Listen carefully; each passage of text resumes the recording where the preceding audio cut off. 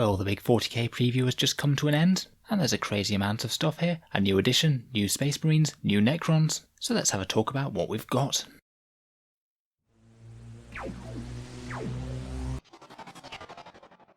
Hello and welcome back to Auspex Tactics, the strategy focused 40k channel, where we're all about getting the most out of our miniatures on the tabletop. There are a few things that are going to be of bigger impacts to the game of Warhammer 40k than a new edition dropping, and alongside this it also seems that there's going to be a ton of awesome cool new models, a Warhammer app, a new Black Library series, and new entire ways to play the game. To me this very much feels like all of the Warhammer 40k stuff that very much wasn't present in the Adepticon previews, leading people to wonder why it was a bit sparse for Games Workshop's biggest game at present.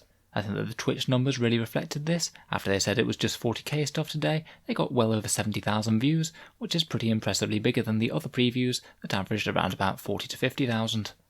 They led with an absolutely awesome cinematic trailer where they had the Sisters of Battle Imperial Guard and some Primaris Space Marines facing off against some Necrons, and if you haven't already seen it, then it is well worth a watch, around 2 or 3 minutes long, and was incredibly well animated. It really gave you some of the brutal feeling of warfare in the 41st millennium. It reminded me quite a lot of the cinematic for the original Dawn of War game, if you remember that one, with the Space Marines versus the Orcs. There were plenty of new miniatures that were previewed in this one as well, I believe. Notable amongst them were the Intercessors with chainswords, what appears to be a Space Marine captain with a storm shield, and some disturbing four-legged spidery things bearing enormous war scythes, which I have a feeling might be their new take on Necron pariahs. I guess all will be revealed in time. They said shortly after this that this was the announcement of Warhammer 40k 9th edition, a spruced up version of the game with a nice new logo which we see on the top right. Personally I've got absolutely nothing against it myself, but from what I've been reading on the comments it does seem to be garnering mixed feelings from the community. Maybe not feeling quite as grimdark and looking a little bit positive and clean for what they might be imagining. Personally I do feel it might just be a little bit of bias not wanting things to change too much, but I guess we'll see. I suspect it'll be the thing that people easily get used to.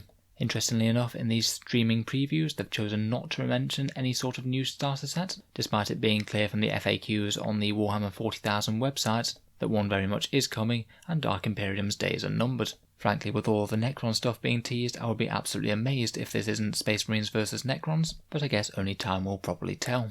The main thing being for the moment is that if you really want the miniatures from Dark Imperium, then it's well worth picking it up, but be aware that the rulebook is pretty much wasted value at this point, what with a new edition being out sometime around the corner.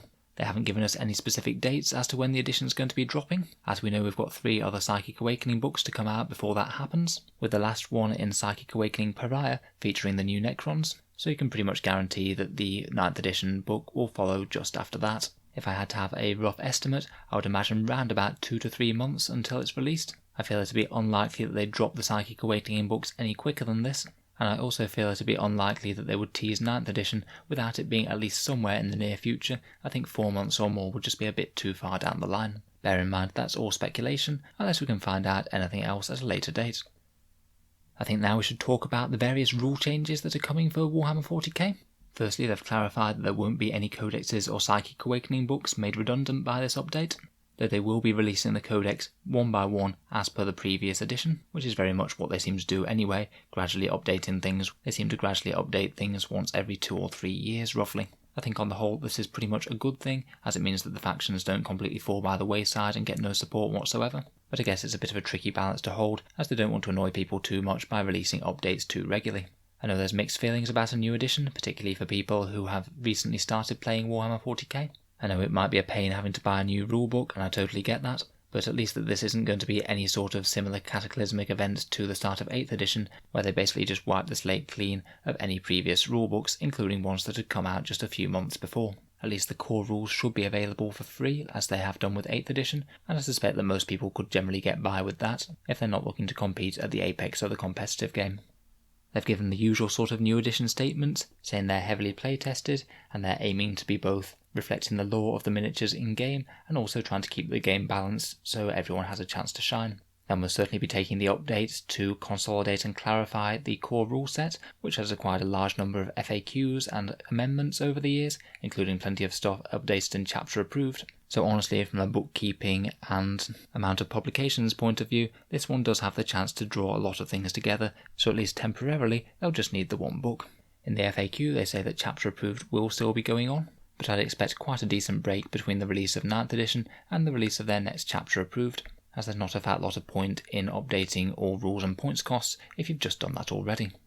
Talking of which, in the FAQ they've also said that they'll be updating the points cost, both for balance and reflecting the new rules, because obviously some abilities will change with a few of the tweaks to the rules that they're making, which we'll come on to in a second.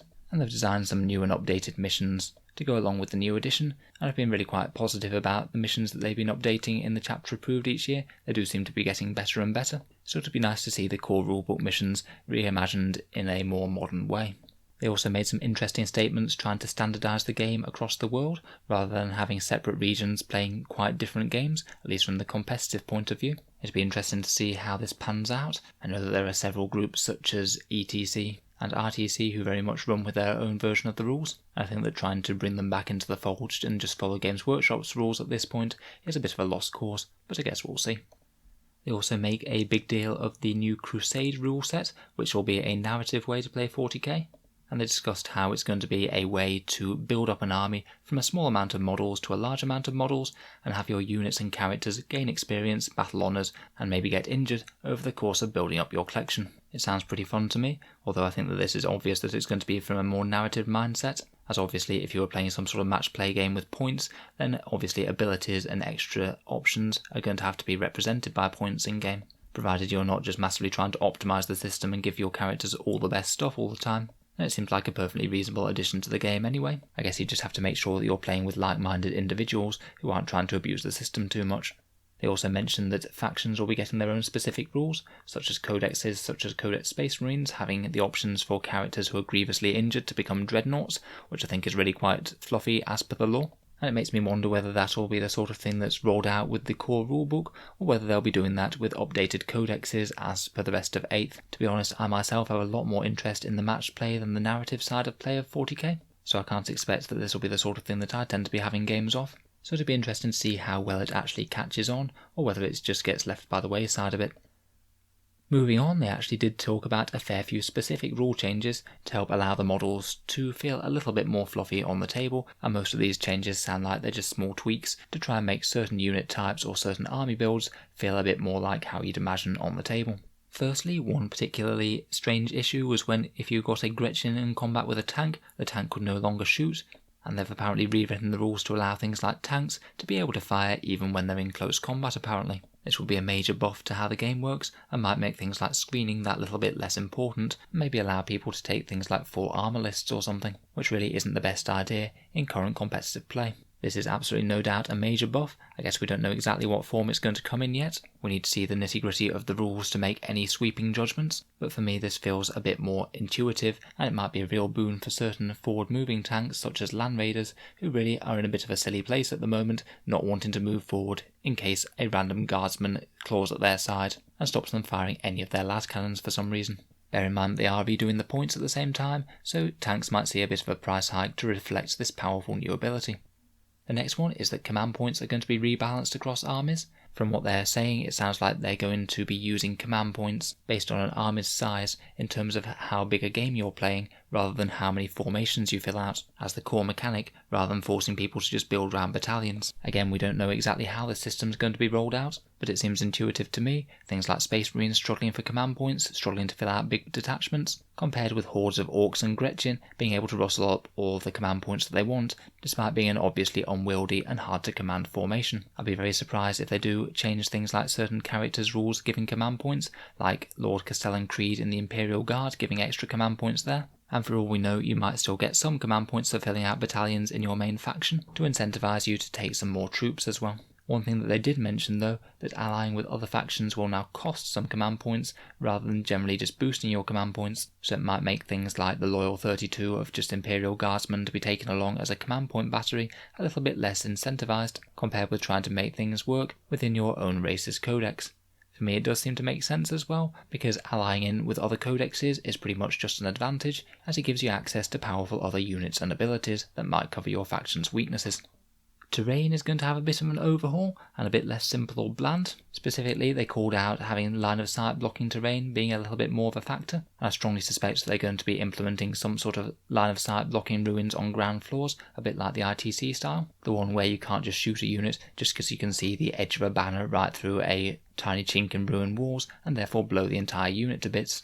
Personally, I think it's a pretty good rule for a more competitive and balanced 40k game, and in particular it should be a bit better for assault armies, as it would effectively have more and better terrain on the table, meaning that they're less likely to get shot by guns from a long way away, and they'll have more opportunities for hiding. That is speculation, but I think it's a fairly safe bet, seeing as they have been using rules like this in their own tournaments at Warhammer World, which I wouldn't be surprised if there were a bit of casual playtesting on the sly for this new edition. They talked about different sizes of game as well, including things like Combat Patrol, which you could apparently play in an hour over a lunch break. This often seems to be a common theme, and I guess it's always good to have new ideas for playing 40k, though again I do wonder how widely smaller and niche game modes are going to be embraced. They're changing the rules to strategic reserves, which I think is interesting. In previous editions you could opt to leave pretty much any unit off the table and bring them in as reserves later, and they're implying that that's going to be open again to at least a large amount of units. They didn't specifically say every single unit in the game, but I still wouldn't be surprised if that was the case. They also mentioned that units might be able to turn up on the other side or the flanks of the table. I wonder if they might be doing it like you can bring units on turn 1 in your own deployment zone, or you can bring them on from the edges of the board turn 2 or turn 3 or something like that. Maybe it'll cost command points. We really don't have many clarifications at this point, but I think it's quite an interesting addition to the game, meaning that you can have some unspoiled fresh forces in the battle without having to take a specific unit type to make that happen, such as something with the deep strike rule. They appear to be doing something that I mentioned in a previous video this week, which is making blast-type weapons more effective against hordes, and I wouldn't be surprised if this also applies to flamer weapons too. Again, we're not entirely sure how it's going to work, but they said that basically explosive weapons such as this Lehman Russ's battle cannon is going to be getting more damaging if they fire at a unit that's got more models in it. I think that this is a really good idea, as it can give those weapons a bit more of a niche. In particular, I hope they do roll it out to flamers, as they're a little bit in a bad spot at the moment, not competing very well with standard guns for anti-infantry roles, so making them true anti-horde weapons could be really quite good. If I had to make an educated guess, I might say that it might be d6 plus 1 shots for 5 models or more, and maybe d6 plus 2 for 10 models or more, but there honestly are several ways that they could go with this, and I think that in general it's a good idea. Be aware that this will probably be a bit of a stealth nerf to hordes though, and at least hordes that aren't in multiple small units, hordes that take 30-man blobs, such as orcs, or maybe big units of Tyranids or Chaos Cultists or things. They also mentioned some tweaks to flyer rules, in particular preventing the weird situation where your flyer was destroyed if it couldn't move anywhere that was on the table. They can now fly off the board and then presumably fly back on the next turn, which would rob them of a turn of shooting still, but wouldn't actually remove them from the game, which is kind of good. And apparently infantry are going to interact with their bases a little bit better, rather than being move blocked by a flyer that's a long way above the battlefield. Not entirely sure how they'll implement that one. I guess we'll have to wait and see. There are plenty of things that they haven't mentioned in this. Obviously we could have any number of minor tweaks still to come, but they didn't mention anything about character targeting rules particularly, which as I mentioned was one area I'd really quite like to see addressed, to stop the silliness of untargetable character dreadnoughts unleashing tons of firepower safe from line of sight because they're supposedly characters, or the weird situations you can be in, like not being able to target a character who's out in the open despite them being all that you can see, just because there's some Space Marine scouts in a ruin in the midfield somewhere that your unit can't see at all. It does look like a decent raft of changes on the whole though, and I'm very excited to see what they have to offer. Next up, they've shown off some of the new miniatures in their ranges, including new assault intercessors with chainswords. I think there's been a whole ton of appetite for some true Primaris assault type marines, and it looks like we've got them. These guys have chainswords and heavy bolt pistols, and according to Games Workshop will be available for all chapters, though whether that extends to things like Deathwatch or not remains to be seen. I don't know whether they'll be troops or fast attack. I guess these guys are on foot, so they aren't actually any faster than their standard Primaris counterparts as of yet. It makes me wonder whether we might see a jump pack variant of them somewhere down the line. That's something that I would find really cool.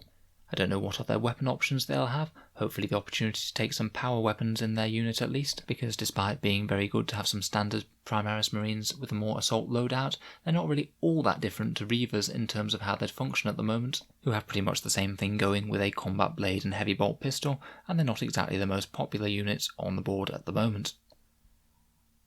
We also have new Necrons as well. It sounds like they're going to be getting a pretty hefty release going, but the only unit that they've actually officially shown off here are the new Necron Warriors, who've got a few bits and bobs for their other things. Now the Necron Warriors are a very venerable kit, and they're certainly showing their age just a little bit. I think they said they've been around for something like 16 years. These guys are certainly more detailed, they're looking a bit more weathered and undead looking than the previous lot, I think. In particular, they called attention to things like their shattered eye sockets, and things like maybe not having the reanimation protocols that quite some of the higher members of the Necron Society enjoy. As well as their standard Gauss flayers, they also have an option for Gauss Reapers, whatever they are. They look like they're double-barreled. Who knows whether they're just going to be flat heavy weapons for the unit, or if they're going to be more like an assault version of the Gauss Flayer rifle. They also had some fun little scarabs on the bases as well, which I thought was quite cool.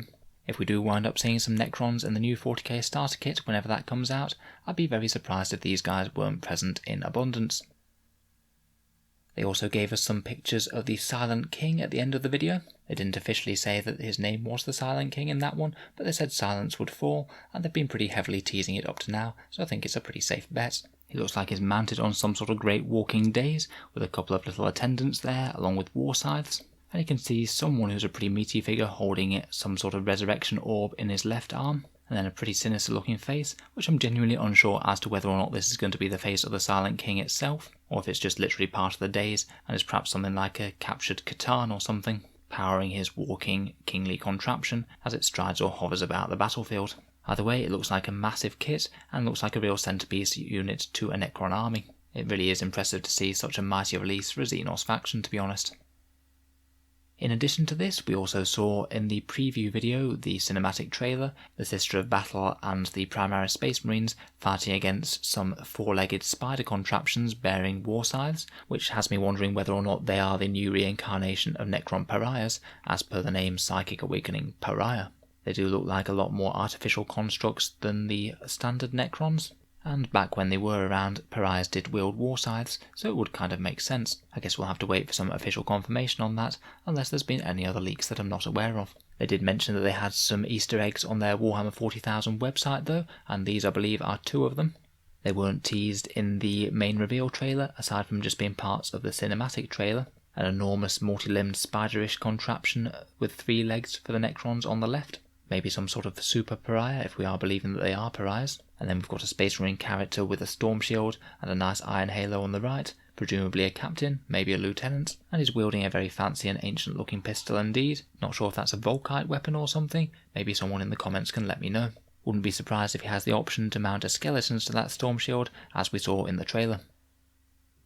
To tie in with 9th edition, they've also announced some Black Library developments, in that they're going to be releasing a Dawn of Fire series, which is apparently going to be a series of narrative stories written with a similar sort of style and grand theme to the Horus Heresy series, but set in a more contemporary 40k setting, focusing around the carnage of the Cicatrix Maledictum and the Indomitus Crusade. Guy Haley has written this book called Avenging Sun, and he's going to be heading up a team of writers, building a vision of a grand narrative, and trying to do a similar sort of thing with what they did with Horus Heresy. They mentioned that they were quite excited to write it, because unlike the results of the Horus Heresy, which we all know and are pretty much the mythology of the Warhammer 40k universe, this one is pretty open-ended, and we really don't know where it's going next. It's open to new twists and turns as the story of the 41st millennium and beyond unfold before us. Finally, and very welcomely, they also talked a bit more about their Warhammer 40k app, which will be coming out around about 9th edition as well. This sounds like it's trying to do what Battlescribe did and have it under their own Games Workshop banner.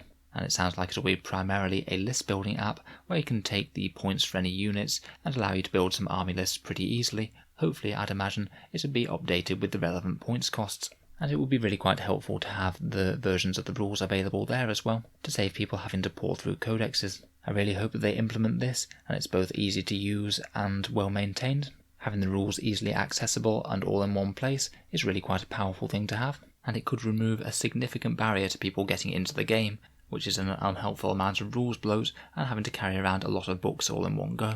Maybe I'm a little bit too optimistic to hope for something exactly the same as Battlescribe, with both datasheets and points in an easy to access format on the same thing, and it's really unclear as to whether or not this is going to be free or not, or whether it'll be like a yearly subscription thing like a lot of people seem to have been asking for. Either way, it's hardly going to detract from our options available to us. It might be a bit underwhelming, but it might be something that could be genuinely very useful for the whole game of 40k, so I'll be watching that space with interest. I think that's about it for the update then. They mentioned they'd be having further Q&A sessions on Tuesday, maybe answering a few more odds and ends about what's going to be happening with the new edition. I would be surprised if we get all that many more groundbreaking reveals. I guess we'll see. I'd be interested to hear your thoughts on all this going on down in the comments below. Personally, I'm a big fan. It's likely to shake things up a bit and give us new tactical challenges and situations to react to.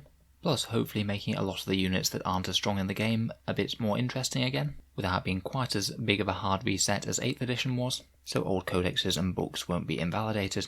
I'm sure we'll have plenty more to talk about over the coming weeks, and I'm sure Warhammer community will keep us informed with various teasers and showcases.